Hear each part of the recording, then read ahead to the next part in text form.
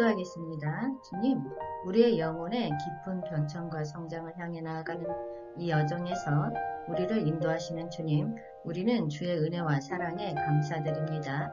주님, 우리는 주의 손길이 우리의 내면을 만져주시고 새로운 영적인 통찰력을 부여주심을 간구합니다.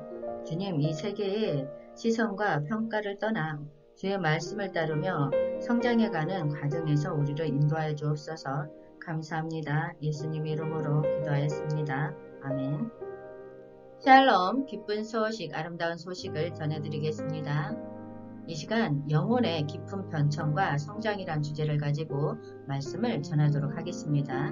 우리는 모두 삶의 여정을 걸어가며 변화와 성장을 경험하고 있습니다.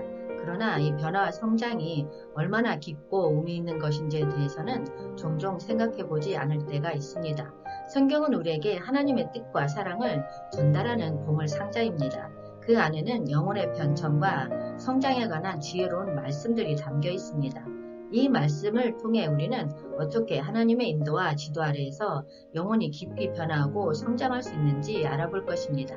그리고 이 변화와 성장을 통해 우리는 하나님과 더 깊은 교제를 맺고 세상에서 빛과 소금이 되어 나아가는 영혼의 사명을 수행할 수 있을 것입니다.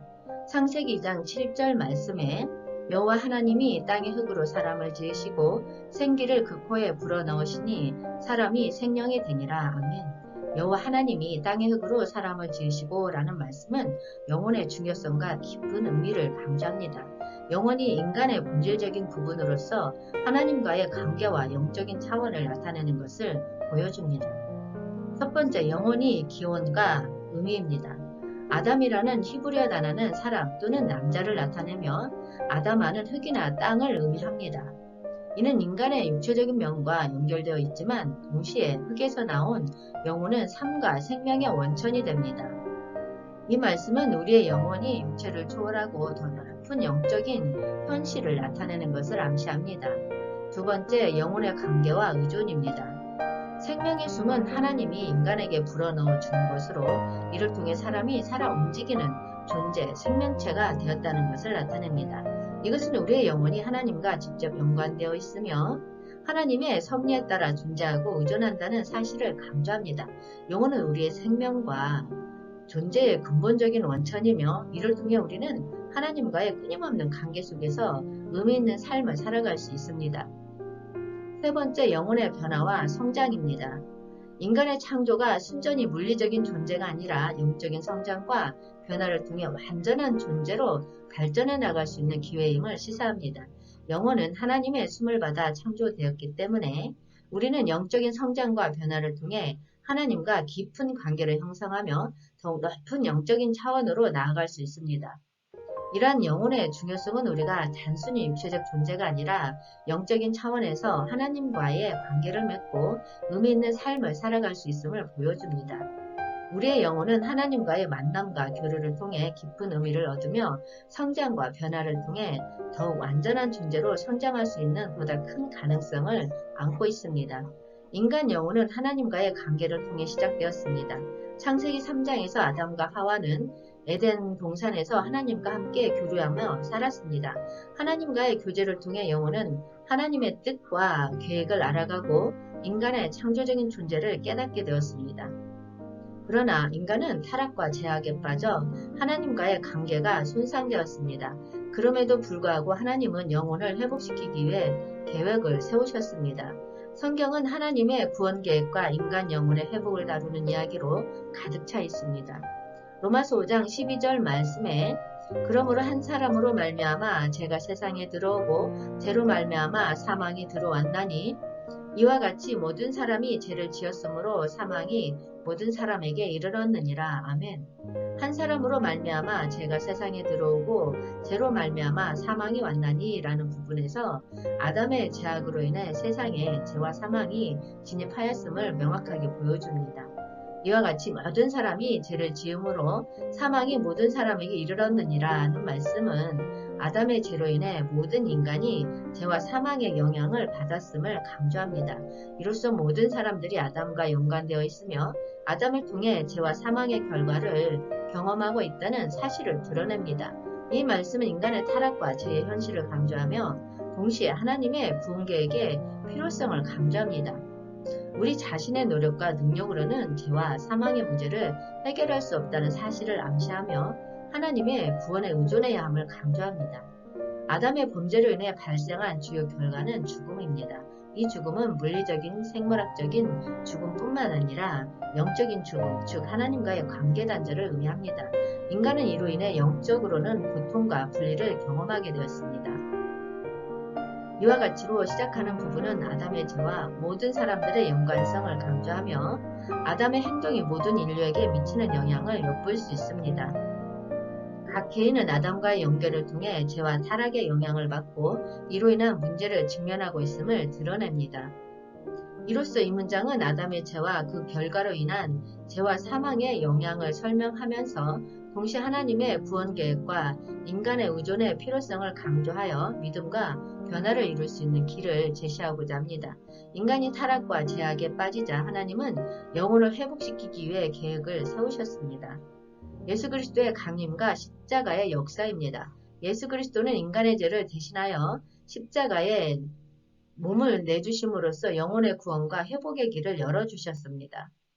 신약 선교와 성령의 역할을 통해 인간의 영혼은 하나님의 사랑과 구원의 영향을 받게 되었습니다.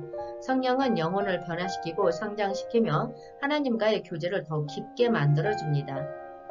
예수 그리스도는 신약 성서에서 구세주로서의 역할을 맡고 있습니다. 그의 십자가로 인한 죄의 사함과 부활은 믿는 자들의 영적 재생과 새로운 삶의 시작을 상징합니다. 갈라디아서 2장 20절 말씀에 내가 그리스도와 함께 십자가에 못 박혔나니 그런즉 이제는 내가 사는 것이 아니요 오직 내 안에 그리스도께서 사시는 것이라. 이제 내가 육체 가운데 사는 것은 나를 사랑하사 나를 위하여 자기 자신을 버리신 하나님의 아들을 믿는 믿음 안에서 사는 것이라. 아멘. 바울은 그리스도인으로서의 자신의 삶과 경험을 통해 이러한 영혼의 성장을 설명하며 이를 통해 믿는 자들에게 영감을 주고 변화와 성숙을 장려합니다. 바울은 나는 그리스도와 함께 십자가에 못 박혀 죽었다라고 말하며 자신의 죄와 죽음을 그리스도와의 연결을 통해 설명합니다. 이것은 믿는 자들에게 그리스도의 십자가와 부활의 의미를 강조하고 그리스도와의 연합을 통해 새로운 삶을 살아가는 길을 제시합니다. 바울은 이제는 내가 산 것이 아니요 오직 내 안에 그리스도께서 사신 것이라 라고 말하며 그리스도와의 깊은 관계 속에서 자신의 변화를 나타냅니다. 그는 자신의 생명을 그리스도에게 온전히 바치고 자신을 그리스도의 뜻과 계획에 따라 살아가는 모습을 표현합니다. 이는 믿는 자들에게 그리스도와의 교류와 의존을 강조하며 예수 그리스도의 사랑과 은혜에 응답하는 삶을 살도록 독려합니다. 또한 바울은 내가 육체 가운데 사는 것은 나를 사랑하사 나를 위하여 자기 몸을 버리신 하나님의 아들을 믿는 믿음 안에서 사는 것이라 라고 말하며 믿음의 중요성과 그리스도와의 연결을 강조합니다. 그의 믿음은 그리스도의 희생과 예수의 사랑에 근거하며 그리스도와의 교류를 통해 영혼의 성장과 신앙의 깊이를 발전시키는 것을 강조합니다. 이와 같이 바울은 예수 그리스도와의 관계를 통한 영혼의 성장을 다양한 각도에서 설명하며 믿는 자들에게 변화와 의미 있는 삶을 위한 지침과 동기를 제공합니다. 이는 그리스도인으로서의 삶을 온전히 바치고 그리스도와의 연합을 통해 새로운 삶을 살아가며 영혼의 성장과 성숙을 이루는 과정을 나타내고 있습니다. 하나님과의 더 깊은 교제는 영혼의 깊은 욕망과 필요성에서 출발합니다. 믿는 자들은 더 깊은 관계를 통해 하나님의 영감과 지도를 받으며 그리스도의 모델을 따라 삶을 구성하고 신앙을 실천합니다. 이를 통해 더 많은 영적인 풍요와 깨달음을 얻고 하나님과의 더 깊은 교제를 통해 성장하며 하나님의 뜻을 이해하고 수행하는 방법을 발견합니다. 요한복음 15장 4에서 5절 말씀에 사마리아를 통과하여야 하겠는지라. 사마리아에 있는 수가라는 동네에 이르시니 야곱이 그 아들 요셉에게 준 땅이 가깝고 아멘. 사마리아를 통과하여야 하겠는지라. 사마리아에 있는 수가라는 동네에 이르시니 라는 말씀은 우리가 현재의 상태와 이치에서 출발하여 영적인 성장을 위한 여정을 시작해야 함을 강조합니다. 사마리아는 유대인과는 다른 문화와 신앙을 가진 지역으로 이는 우리의 편견과 제한된 시야를 넘어서 영적인 경험과 새로운 교제를 찾아가야 함을 나타냅니다. 야곱이 그 아들 요셉에게 준 땅이 가깝고 라는 말씀은 예수 그리스도께서 땅이 아닌 영적인 공간에서 교제를 이루려고 하는 의지를 강조합니다. 우리의 영혼적인 요셉은 하나님과의 더 깊은 교제를 통해 성장하고 예수 그리스도의 가르침을 따라 가까워질 수 있음을 나타냅니다. 이 말씀을 통해 우리는 예수 그리스도를 통해 하나님과의 더 깊은 교제를 추구하려면 사마리아와 같이 미지의 영역을 탐험하고 하나님과 더 가까워지기 위해 노력해야 한다는 교훈을 얻을 수 있습니다. 영적인 성장을 통해 우리는 자신의 한계를 넘어서 하나님의 뜻을 이해하고 예수 그리스도와의 더 깊은 교제를 통해 더 풍요로운 영적인 삶을 살아갈 수 있습니다. 따라서 이 말씀은 사마리아를 통과하여 새로운 영적인 경험과 관계를 찾아나가는 우리의 영혼적인 여정을 통해 하나님과의 더 깊은 교제를 추구하고 그로 인해 영적인 성장과 변화를 이루어나가는 중요성을 강조합니다. 이는 우리가 두 시야와 편견을 떠나 하나님의 사랑과 뜻을 더 깊이 이해하며 그리스도를 따라 삶을 살아가는 여정을 의미합니다. 고린도후서 4장 16에서 18절 말씀에 그러므로 우리가 낙심하지 아니하노니 우리의 겉사람은 낡아지나 우리의 속사람은 날로 새로워지도다. 우리가 잠시 받는 환난에 경한 것이 지극히 크고 영원한 영광에 중한 것을 우리에게 이루게 함이니 우리가 주목하는 것은 보이는 것이 아니요 보이지 않는 것이니 보이는 것은 잠깐이요 보이지 않는 것은 영원함이라. 아멘. 그러므로 우리가 낙심하지 아니하노니 이 말씀은 바울은 죽음과 생명의 대립 속에서 그리스도인의 믿음과 역사적 현실을 설명하며 이것이 영혼의 깊은 변화와 성장을 의미한다고 말합니다. 바울은 겉으로는 어려움과 고난으로 인해 멸망할 것처럼 보이지만 믿음을 통해 우리는 오히려 매일 새로운 힘을 얻고 있으며 현재의 어려움은 차후 받게 될 영원한 영광과 비교할 때 매우 가벼운 것이라고 말합니다. 따라서 바울은 어려움과 고난 속에서도 불구하고 신앙과 영혼의 성장을 추구하며 영원한 영광을 향해 나아가는 믿음의 길을 표방하고 있습니다.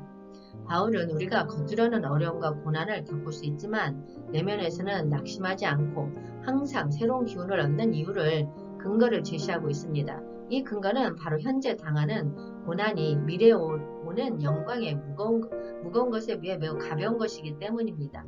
바울은 17절에서 현재의 고난과 장차 우리에게 나타날 영광 사이의 대립을 강조합니다. 그런 고난이 얼마나 힘들고 모진 것인지를 이야기하면서도 이러한 고난이 오는 영광의 상호 대조 속에서 비교할 수 없을 정도로 가벼운 것임을 설명합니다. 바울은 우리가 겉으로는 어려움과 고난을 겪지만 이런 고난이 우리를 더 강하게 만들고 미래의 영광을 이루는 과정에 필요한 것임을 설명합니다. 고난은 우리의 영혼을 성장시키고 변화시키며 하나님과의 더 깊은 교제와 더 가까워지는 과정을 이끌어낸다는 깊은 의미를 전달합니다. 우리가 주목하는 것은 보이는 것이 아니요 보이지 않는 것이니 보이는 것은 잠깐이요 보이지 않는 것은 영원함이라 에서 사용된 용어들은 형이상학적인 의미를 갖는 용어들로 헬레니즘 유대교에서 자주 사용되는 대립적인 개념들입니다. 그러나 바울이 말하고자 하는 것은 추상적인 이론이나 개념이 아니라 믿음의 세계로의 인도임을 강조합니다. 다시 말해 보이는 세계와 현재의 고난이 일시적인 것일 뿐 앞으로 올 세계는 아직은 보이지 않지만 영원하다는 것을 바울은 전달하고자 합니다. 이 보이지 않는 영원한 세계는 믿음의 눈으로만 확인할 수 있는 현실이라고 바울은 말합니다. 바울은 이를 통해 영혼의 깊은 변화와 성장이 보이는 현실과 숨겨진 영원한 현실 사이에 대립 속에서 일어난다는 점을 강조합니다. 우리가 현재 겪고 있는 어려움과 고난은 일시적인 것이며 믿음을 통해 바라볼 때 더 큰 영원한 영광으로 향하는 길이라는 것을 바울은 믿음을 통한 영적 통찰을 통해 설명하고 있습니다. 이로써 바울은 영혼의 깊은 변화와 성장이 영원한 현실에 주목하고 그것을 믿음의 눈으로 찾아가며 이루어진다는 뜻을 전달하고 있습니다. 예레미야 29장 11절 말씀에 여호와의 말씀이니라 너희를 향한 나의 생각을 내가 안하니 평안이요 재앙이 아니니라 너희에게 미래와 희망을 주는 것이니라. 아멘. 이 말씀은 하나님의 약속과 뜻을 향한 믿음과 기대를 나타내며 이를 통해 우리는 주님과 함께한 여정에서 미래에 펼쳐질 풍요로운 계획과 축복을 기대하고 있습니다. 하나님은 우리에게 평안한 미래와 희망을 준비하셨으며 그 계획은 우리의 영적인 성장과 복지를 위한 것입니다. 이를 믿음으로 받아들이면서 우리는 미래에 대한 두려움이나 불안함을 버리고 기대와 희망으로 가득한 마음으로 여정을 나아갈 수 있습니다. 감사의 마음은 주님의 은혜와 인도에 대한 인식을 나타냅니다. 우리는 주님과 함께한 여정에서 그의 도움과 지지를 경험하며 그로 인해 우리의 삶이 변화하고 풍성해지는 것을 알고 있습니다. 따라서 우리는 주님께 감사하며 그의 인도와 지도를 받아들이며 그의 약속과 뜻을 따르는 것에 대한 높은 감사의 마음을 표현합니다. 이렇게 주님과 함께한 여정의 미래 기대와 감사의 마음은 우리의 삶을 변화시키며 어려움을 극복하고 풍요로운 삶을 살아가는 힘을 주는 원동력이 됩니다. 이를 통해 우리는 주님과의 더 깊은 교제와 성장을 경험하며 주님의 뜻을 이루기 위해 열심히 노력하는 삶을 살아갈 수 있습니다. 영혼의 깊은 변천은 우리의 내면 세계에서 벌어지는 중요한 변화를 의미합니다. 이것은 흔히 개성과 성숙을 의미하며 더 나은 인간으로 성장하기 위해 내부적으로 겪는 과정을 포함합니다. 영혼의 변청은 지식, 경험, 인격 및 신념의 진화를 통해 나타나며 이를 통해 우리는 자아를 발전시키고 더 나은 방향으로 나아가는 데 도움을 받습니다. 결론적으로 영혼의 깊은 변천과 성장은 우리의 삶을 더 의미있게 만들어주는 과정입니다. 이를 통해 우리는 내면의 성장과 외부의 성취를 동시에 경험하며 더 나은 자아로 성장하여 더 큰 영적 충족감을 얻을 수 있습니다. 주님 오시옵소서. 한영되는 훈련하라. 전국 복음 전파하라. 회복하라. 새 예루살렘 이룩하라. 기쁜 소식, 아름다운 소식이었습니다.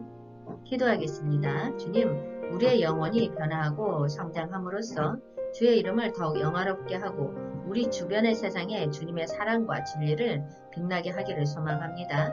우리의 영혼의 깊은 변천과 성장을 통해 주의 영광을 더욱 크게 나타내기 위한 도구로 사용하여 주옵소서. 감사합니다. 예수님 이름으로 기도하였습니다. 아멘.